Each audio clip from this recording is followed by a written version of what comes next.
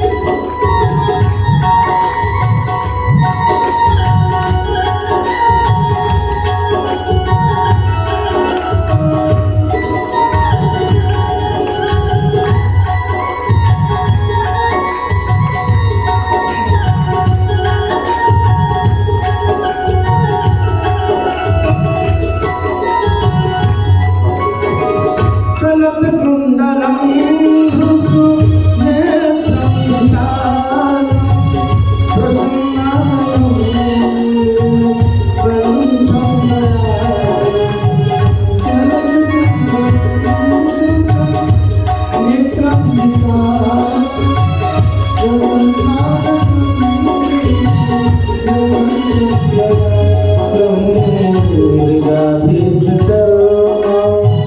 वरं वन्दमानं प्रियं शङ्करं सर्वनाथं भजामि वरं वन्दमानं प्रियं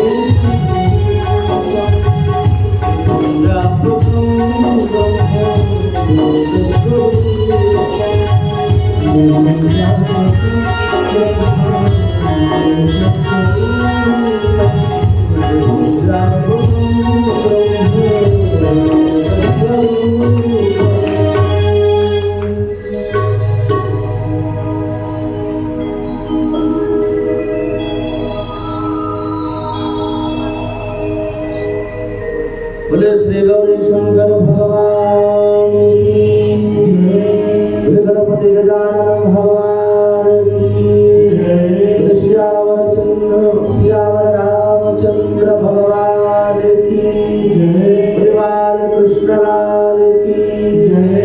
गौ माता की जय। दुर्गा माता की जय। दुर्गा भवानी माता की जय। सत्य सनातन धर्म की जय। सर्वदेव महाराज की जय। नमः पार्वती पतये हर हर महादेव। भक्त और भगवान की जय। परम मंगलमय अकारण करुणा वरदालय प्रकृति विनिंदिति पीताम्बरधारी भगवान श्री सदाशिव भोलेनाथ के चरणों में हम सब भगवान श्री सदाशिव के पावन आख्यान श्री शिव महापुराण का हम सब लोग विगत 4 दिनों से हम लोग श्रवण कर रहे हैं और आज 5वां दिवस है इस यज्ञ का। और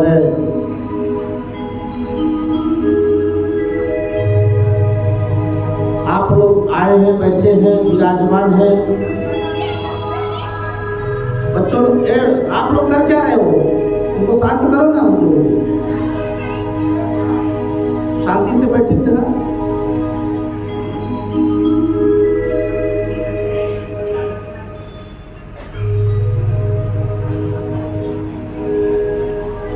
तो थोड़ी सी व्यवस्था हुई है।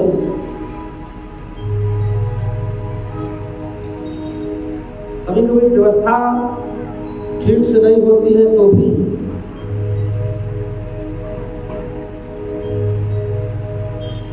दिमाग में थोड़ा सा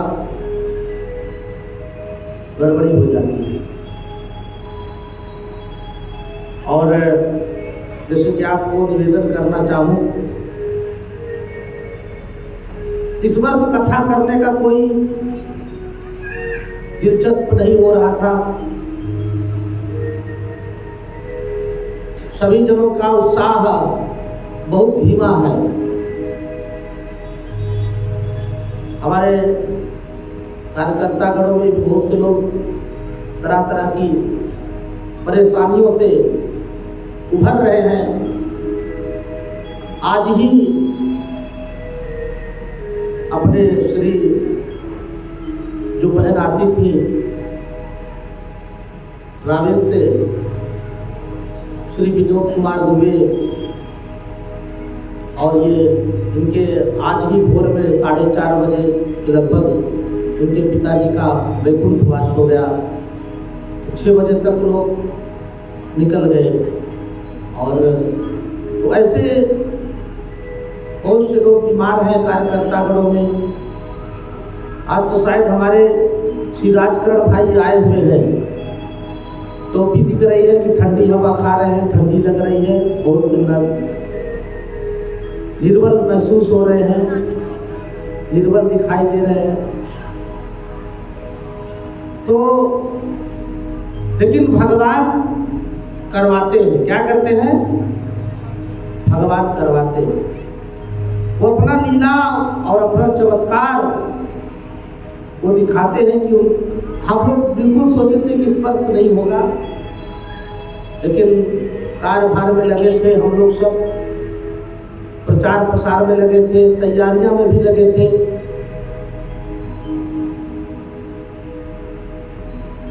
अंतोगत्वा भगवान की कृपा से कार्यक्रम हुआ। आप सबको जैसे कि सूचना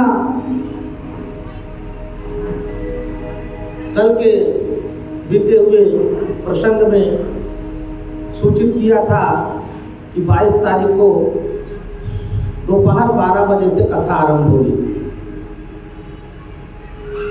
और ठीक 2-2:15 बजे आरती करके भगवान का विश्राम होगा कथा में। और उसके पहले जो श्रद्धालुगण भगवान सदाशिव का पार्थिव शिवलिंग पूजन जो ना किए हो या उनको लगातार उनकी इच्छा है कि हम पूर्ण 10 दिन करेंगे, वो भी कर सकते हैं। जो कर रहे हैं तो वो करेंगे ही, जो ना किए हो वो भी आकर के प्रातःकाल दुग्ध यानी दही, दूध दही पंचामृत बना करके और आप फल मिठाई ला करके यहाँ पर सारी सामग्री आचार्य जी द्वारा उपलब्ध है। आचार्य जी लोग आपको अभिषेक करवा देंगे।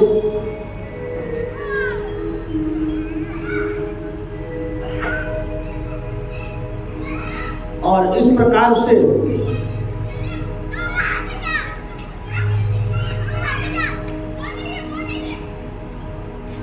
आइए हम सब कुछ क्षण भगवान नाम का संकीर्तन कर लें, कीर्तन का आश्रय लें। ब्रज के नंद लाला श्री राधा जी के सावरिया, सब दुख दूर हुए जब से तेरा नाम लिया।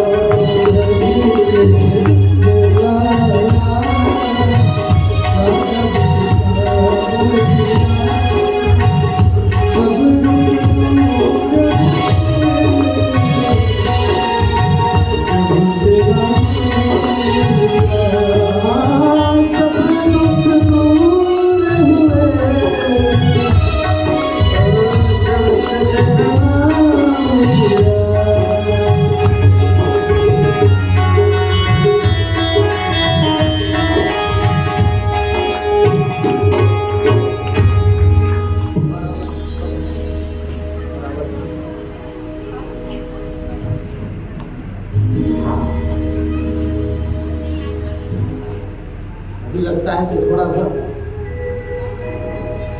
तरंग कम है, आज तरंग नहीं उठाया। एकादशी वगैरह तो नहीं है आजकल? एकादशी आचार कल एकादशी बहुत दिन बाद।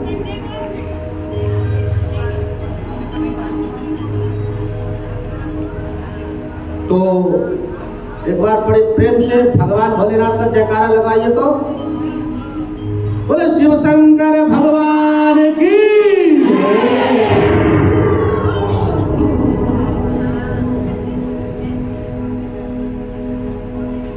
राम रामेति गर्जनम। भगवान की जयकारा जब जोर से लगाते हैं तभी सभी अलाय बलाय दूर होते हैं। हाँ, इस समय सब अलाय बलाय चल रहा है। हाँ,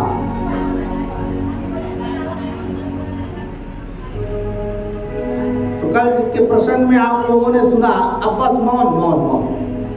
कल के प्रसंग में आपने सुना कि भगवान का विवाह संपन्न हुआ है। भगवान ने भगवती अम्बा पार्वती के साथ पाणी ग्रहण किया है। अब एक समय प्रचलन था कि लोग जब विवाह होता था फेरे पड़ते थे, उस समय ये सारे रिवाज भगवान के सारे संस्कार हुए। कल का विवाह चरित्र आप लोगों के समक्ष रखना था, इसलिए उस समय थोड़ा शीघ्रता थी। भगवान जिस अनुरूप ही सारे गण थे कि जस दुल्हा तस बनी बराता, जस दुल्हा तस बनी बराता, कौतुक विविध हो जग जाता।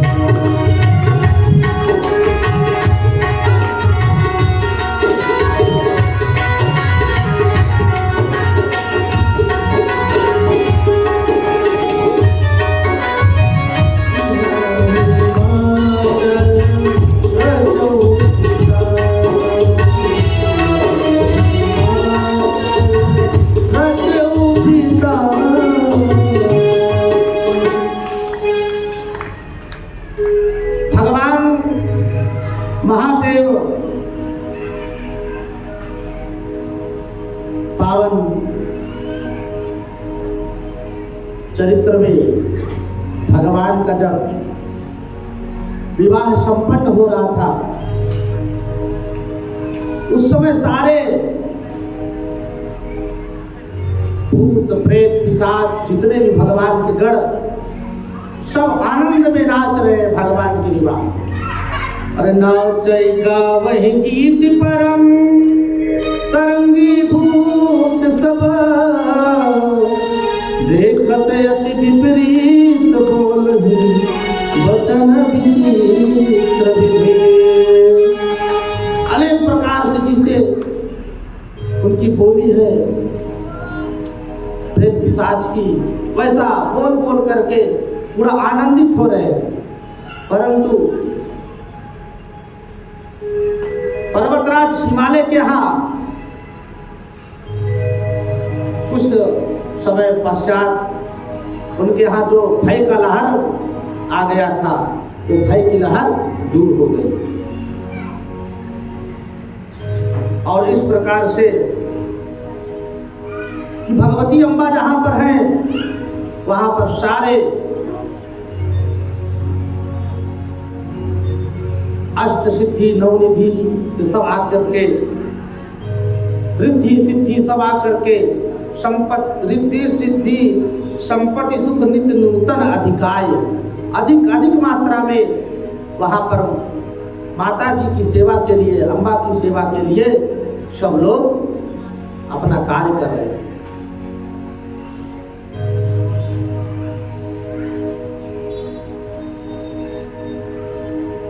और भगवान के उस सौंदर्य को देख करके सारे हिमालय राज के यहाँ सब मगन है, आनंदित हैं। भगवान जब भोजन करने बैठे हैं, भगवान सदाशिव, तो उस समय सब लोग भगवान को सुंदर सुंदर शब्दों से सुशोभित कर रहे हैं। गारी मधुर स्वर देहि सुंदर, डिंग वचन सुनावहि। गारी मधुर स्वर देहि सुंदर, डिंग वचन सुनावहि।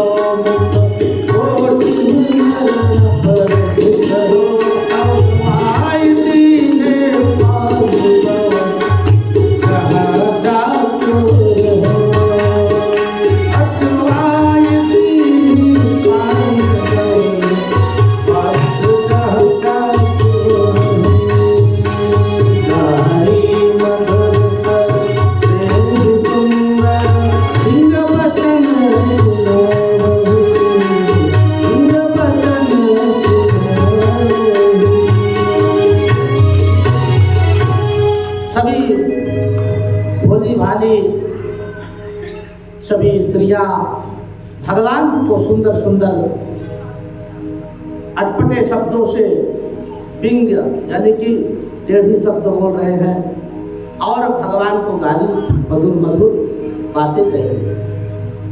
तो इस प्रकार से भगवान बड़े आनंद के साथ प्रसाद पा रहे हैं और सब लोगों ने भगवान को आचमन करने के लिए जल दिया और इस प्रकार से पान तांबूल पान भगवान को मुख शुद्धि के लिए दिए। इस प्रकार से भगवान कहते हैं, श्री वेद व्यास महाराज कहते हैं कि कई दिन हिमवान के यहाँ ऐसे मंगल कार्य करते हुए बीत गए और फिर सब सारे देवता लोग पुनः भगवती अम्बा की विदाई के लिए महाराज भगवान से निवेदन किया। कोट्यु बदन नहीं बने बरनत जग जनन शोभा महा। सकुच कहत सुत शेष शारद मंदमती तुलसी कहा। छवि खानि मातु भवानी गवनी भद्र मंडप शिव जहा। अवलोक सकहि न सकुच पद पद कमल मनु मधुकर तहा। और इसके बाद सब लोगों ने बड़े भक्ति से बड़े प्रेम से माता पार्वती की विदाई के लिए सब लोगों ने निवेदन किया और मंगलचार और परछन इत्यादि के साथ भगवान शिव की विदाई माता मैना करती है। परछन होता है, परछन, परछन जानते हैं आप लोग? परछन होता है जब बेटी का विदाई होता है तब वो सूपा में ऐसा ऐसा गोल गोल घुमा करके फेंकती है ना। और जब गोल गोल घुमा करके फेंकती है तो जो बर होता है, बर के सब पिताजी लोग उनके और भी जो भी लोग हैं, मामा लोग, वो सब उसको पकड़ते हैं, है ना, उसको परछन करते। उस तरह से परछन हुआ तो भगवान विष्णु, भगवान ब्रह्मा, भगवान इंद्र, यही सब जो है उसको लोकते थे। जो परछन घुमा के मैना माता फेंकती थी, सब लोग लोकते थे। और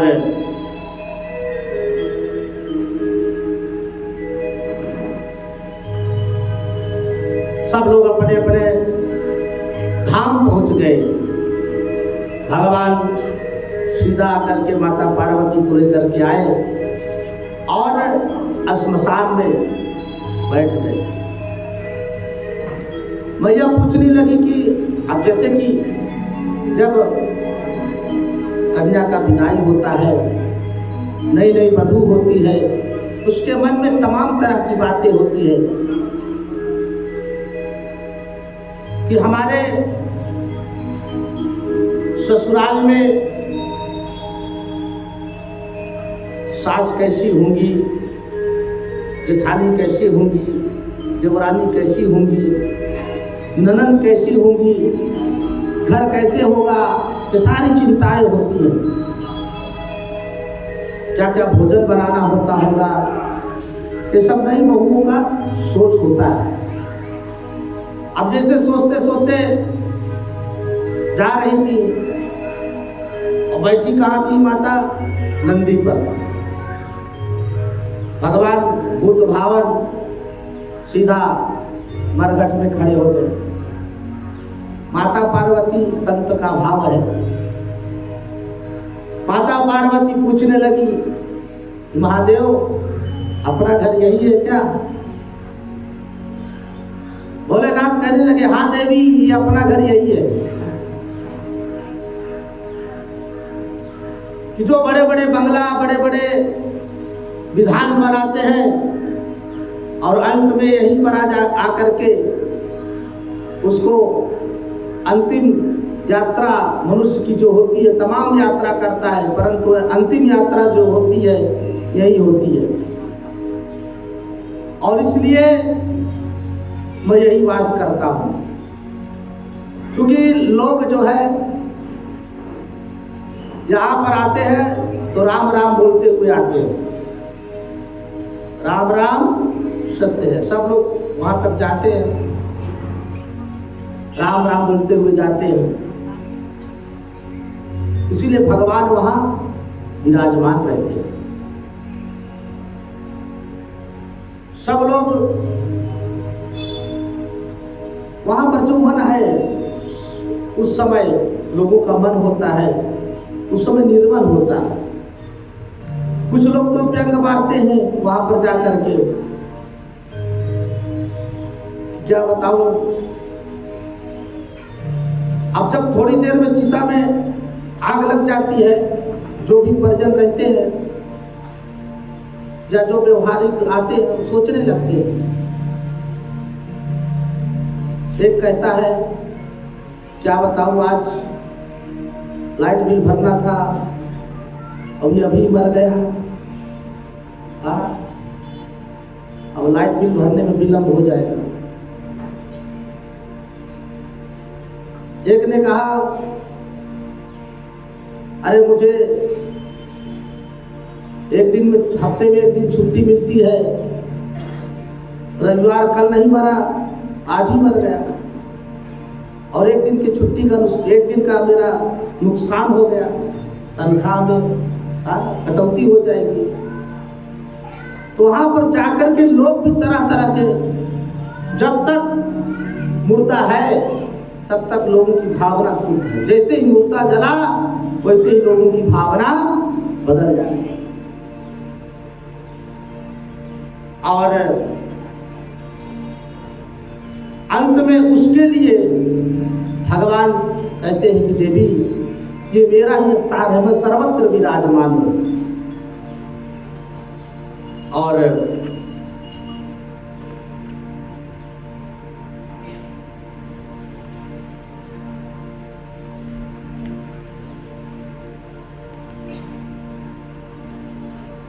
विश्वकर्मा महाराज ने, दास जी महाराज कहते हैं कि हे नारद, विश्वकर्मा महाराज ने इतना सुंदर जो है यज्ञ मंडप, विवाह मंडप बनाया था और उसमें इतनी व्यवस्था थी, इस तरह की व्यवस्था वर्णन स्वयं से सारद भी नहीं कर सकते। लाखों करोड़ों लोगों की व्यवस्था थी वहां पर। समझो कि भगवान की महालक्ष्मी साक्षात वहां पर, कोई कमी नहीं।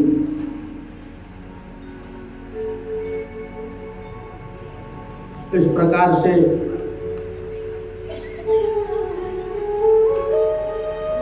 इतना सुंदर जो कारीगरी है, तुष्टाकृतं यद विकृतं विचित्रं विमोहिनं सर्वविभौकशाली येनैव सर्वांश विमोहितं सुरान् समीक्षति प्रेमतयेव युक्त्या। और पूर्व काल में विश्वकर्मा महाराज ने बड़ी तपस्या करी थी, भगवान शिव को प्रसन्न करने के लिए बड़ी बहुत कठोर साधना करी थी। भगवान शिव ने आशीर्वाद दिया था कि हे विश्वकर्मा, मैं तुम्हें आशीर्वाद देता हूं, तुम मेरे ध्यान से, मेरे चिंतन से तुम मेरा कार्य करोगे, तुम अद्भुत मेरे लिए कार्य करोगे।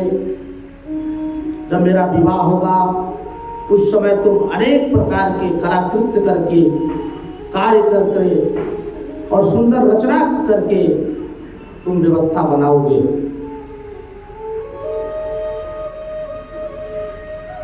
और इस प्रकार से विश्वकर्मा आज भगवान का ये सुंदर श्रृंगार देख करके और भगवान के सुंदर लीला देख करके विश्वकर्मा देव गदगद हो जाते हैं, भगवान की स्तुति करते हैं। सारे देवता पुनः भगवान की जो है वंदना करते हैं कि अब भगवान का विवाह हो गया है। भगवान के वामांग में भगवती अम्बा का जो है विराजमान हो गई है। बोले गौरी शंकर भगवान की। माता अरुंधति ने भगवती अम्बा गौरी को सब प्रकार से पतिव्रत धर्म का पालन का शिक्षा दिया। पतिव्रत धर्म का पालन ये बहुत ही एक सुंदर विषय है।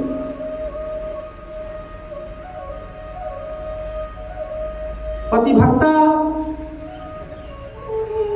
किसे कहा गया है?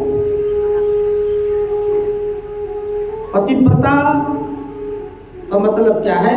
पतिभक्ता। पतिव्रत धर्म का मतलब है पतिभक्ता, यानी पति की सेवा। कुछ लोग कहती हैं कि भैया देखो, ये तो हमें हमेशा डांटता रहता है, गाली देता रहता है, मारते रहता है, कुछ कमाता नहीं है, नशे में रहता है। लेकिन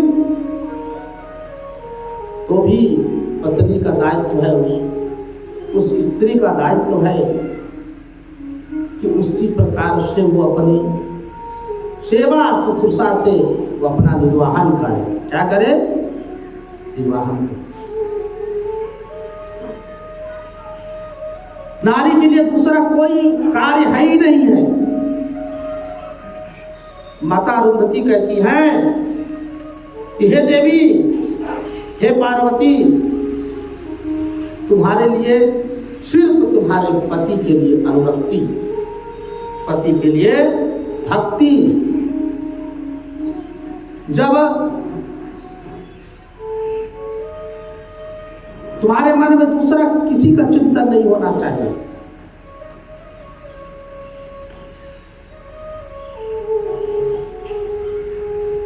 पति उठे उससे पहले पत्नी को उठना चाहिए।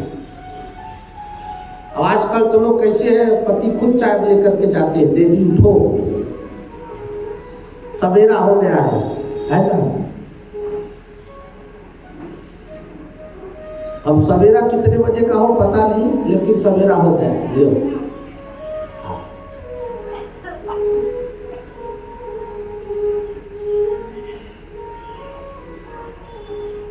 परंतु ये सब धर्म नहीं है। पति के उठने से पहले पत्नी को उठना चाहिए, वो भी नहा धो करके सूर्यार्घ दे करके फिर पति का दर्शन करना चाहिए। ऐसा जो करती हैं देवी, उनके ऊपर भगवान का कृपा होता है, रिद्धि सिद्धि आने लगती है, निवास करने लगती है। महाराज क्या करें, पतिदेव भूख कमाते हैं लेकिन घर में टिकता ही नहीं है, पता नहीं कहाँ चला जाता।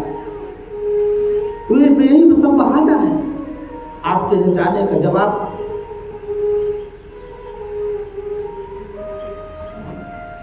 हम लोग सावित्री सत्यवान की कथा सुनी होंगी।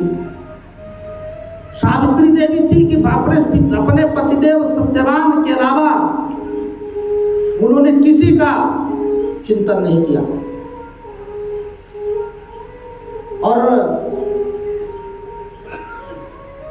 पूर्ण युवा अवस्था भी नहीं बीता था कि यमराज ने सत्यवान को लेकर चला गया। यम के दूत लेकर के मृत्यु फांस लगा करके मृत्यु पास से हरण कर ले गए सत्यवान। देवी सावित्री ने देखा कि हमारे पतिदेव नहीं है और इस प्रकार से देवी सावित्री ने अपने उस तपस्या के प्रभाव से, पति सेवा के प्रभाव से और यमलोक पहुंच गए। और इस तरह से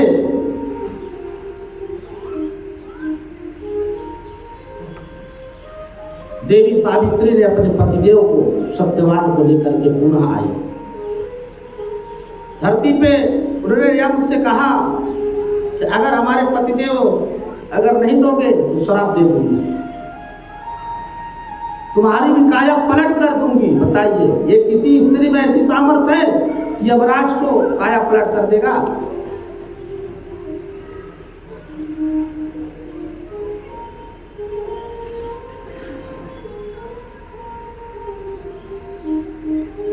ये सावित्री ऐसा अपने उसी विचार और धर्म से उन्होंने अपने पति को जीवित कर दिया।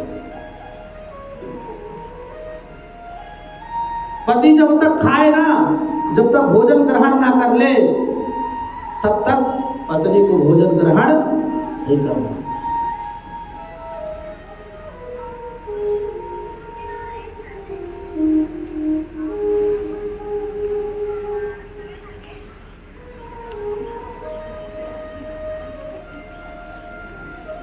आज्ञा भी सदैव पालन करना चाहिए। पतिदेव ने कहा कि नहीं देवी, आज तो सिर्फ सादा सब्जी आलू की बना लो, लेकिन नहीं, आज तो बनेगी पनीर की बनेगी सब्जी, कुछ भी हो जाए पनीर की सब्जी बनेगी। यानी कि पति की आज्ञा का अवहेलना नहीं करना चाहिए। बहुत से पति बेचारे नौकरी करके आते हैं, थक करके थके रहते हैं। अब यहाँ पर देवी कुछ कार्य कर रही होती है, पति ने एक गिलास पानी मांग लिया, एक कप चाय मांग लिया। अरे देख नहीं रहे हो, आटा लगा रही हूँ, जाओ खुद ले लो, पानी ले लो, चाय बना कर पी लो।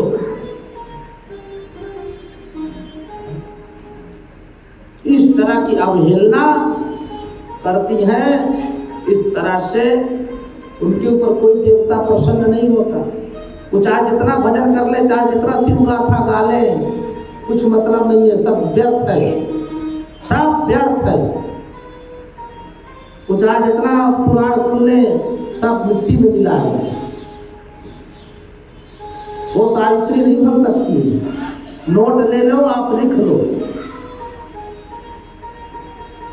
और कलयुग में तो और चमत्कार है,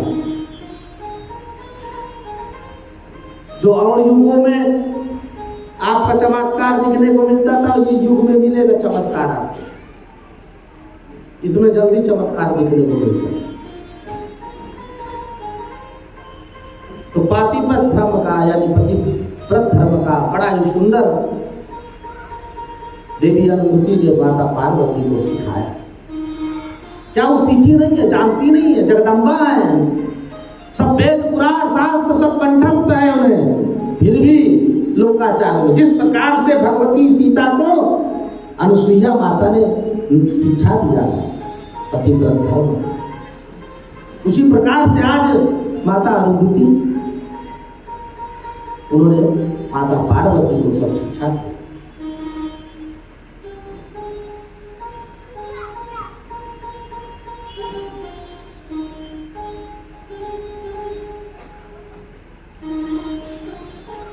इस प्रकार से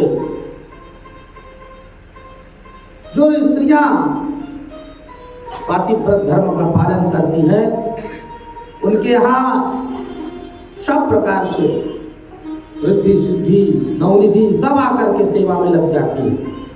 ये विशेषता है। और फिर अगर कहा जाए तो पुरुषों के लिए भी है, उसी प्रकार से नारियों की भी रक्षा करना चाहिए। नारी की भलाई के लिए, नारी की रक्षा के लिए, उनकी मर्यादा के लिए सब प्रकार से उनका मान बढ़ाई के लिए सब प्रकार से उनकी भी चाहिए। जहां पर कहा भी गया है शास्त्र पुराण में भी, इसमें भी पुराण में भी लिखा है, शिव महापुराण में, कि जहां पर नारी पूजा नहीं होती, नारी का सम्मान नहीं होता, वहां पर देवता भ्रम नहीं रहते, नहीं टिकते।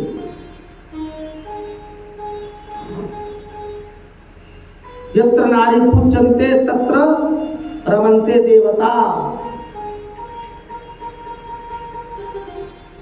जहां पर नारी का मान होता है, सम्मान होता है, वहां पर देवता लोग निवास करते हैं।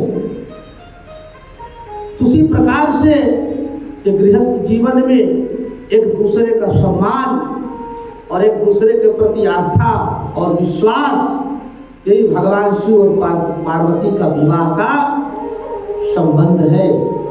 यही भगवान गौरी शंकर के वास्तविक विवाह का अर्थ यह है कि किस प्रकार से आज भगवती के समान कोई तपस्वी नहीं है।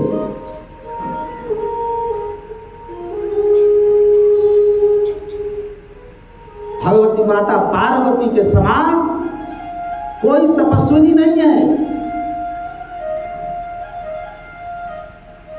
और यही नव दुर्गा का रूप है, यही भद्रकाली का, महाकाली का रूप है। सिर्फ अपने तपस्या के प्रभाव से सारे दैत्यों को, असुरों को अंबिका ठिकाने लगा देती है। पल भर में संकल्प करती है, सब नष्ट हो जाता है।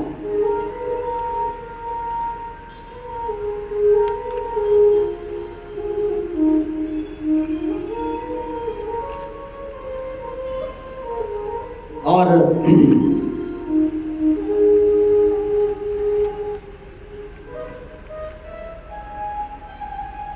अनेक प्रकार के माता पार्वती के साथ भगवान ने कैलाश पर लीलाएं की। भगवान चरित्र संबंधी वार्तालाप और भगवती स्वयं पार्वती ने भगवान से कहा, प्रभु आपने पिछले बार जब मैं सती रूप में थी तो आप मुझे त्याग दिया था, और आज ही आपकी कृपा से पुनः मैं इस रूप में आई हूं। इस बार इतना कठोर साधना करूंगी कि सबके लिए मैं इतिहास बनूंगी। क्या बनूंगी?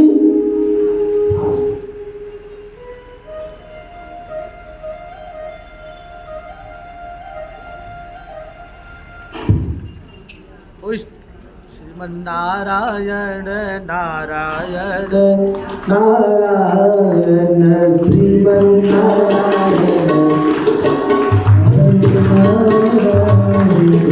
भजन नारायण नारायण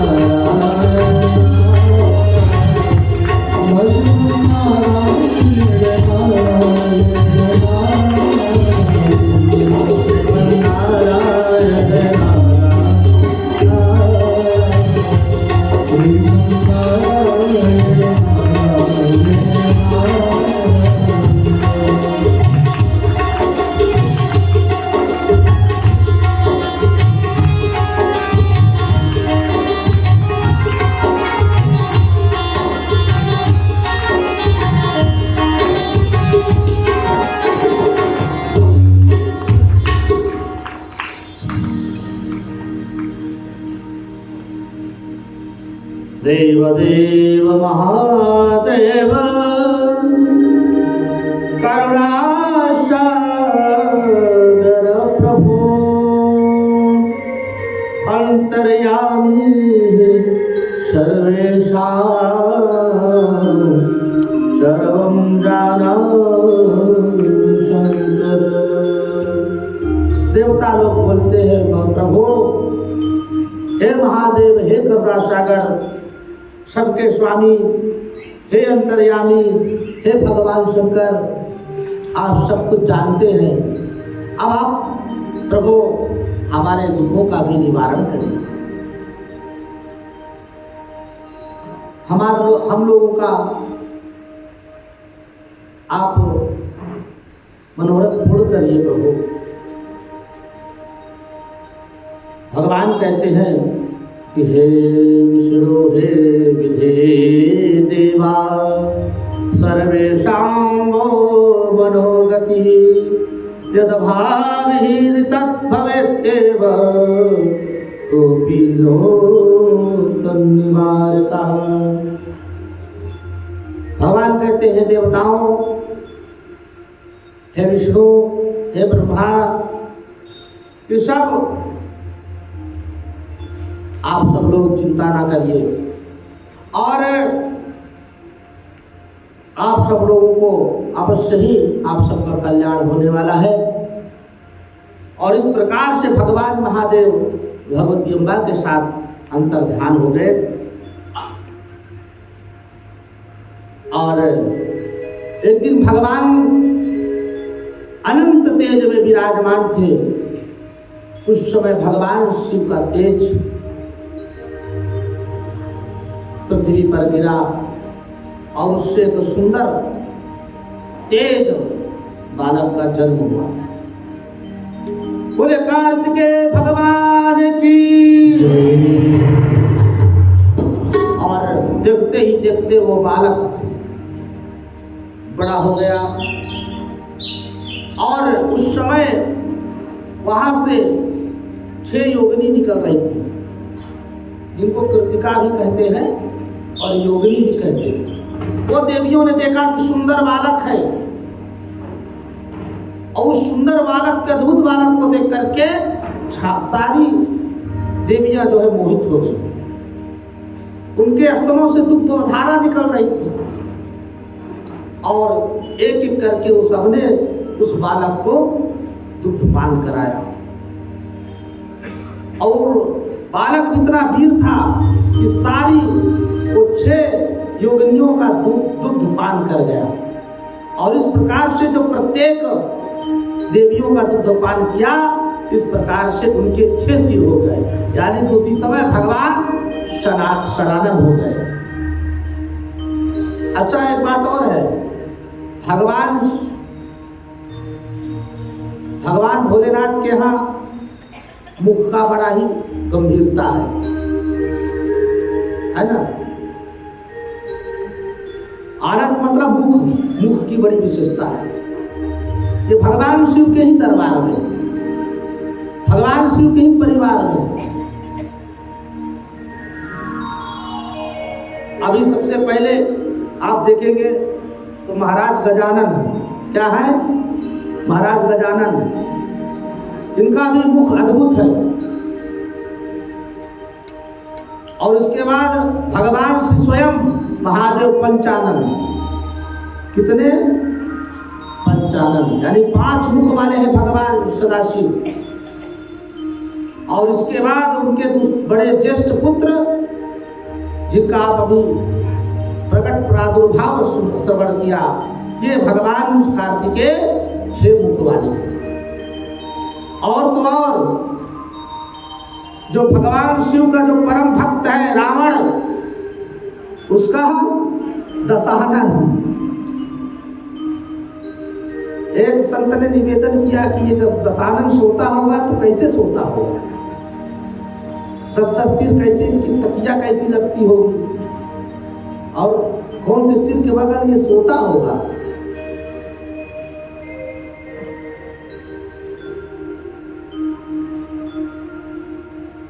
तो इस प्रकार से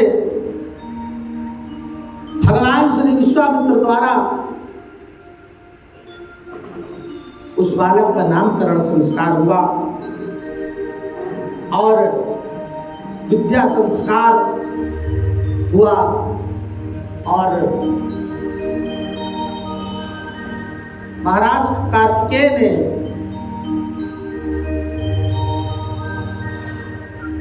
बड़ा ही बहुत वीरता से क्रौंच पर्वत को भेद डाला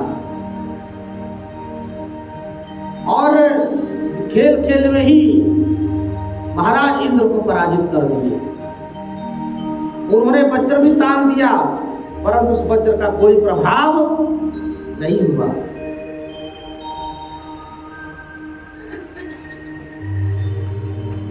अब इस प्रकार से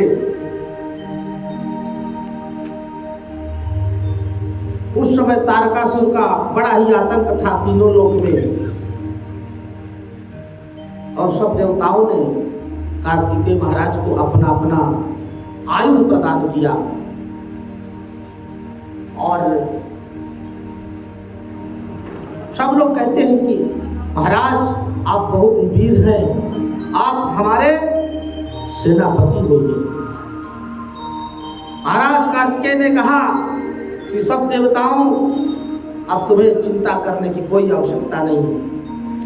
और सब इस तरह से सारे देवताओं ने महाराज कार्तिकेय को सुंदर दिव्य रथ प्रदान किया, और उस रथ में बैठ करके महाराज कार्तिकेय ने आक्रमण कर दिया और तारकासुर के साथ घनघोर युद्ध हुआ। तारकासुर के करोड़ों करोड़ों दैत्य भगवान कार्तिकेय ने सबको धराशायी कर दिया, और अंत में महाराज कार्तिकेय ने भी तारकासुर का उद्धार कर दिया। और महाराज कार्तिकेय के साथ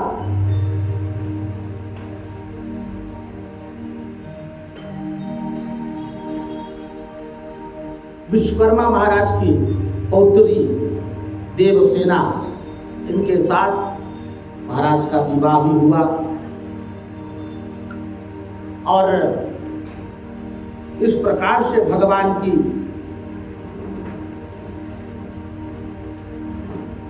सब देवता लोग स्तुति करते हैं। और विश्वनाथ मम नाथ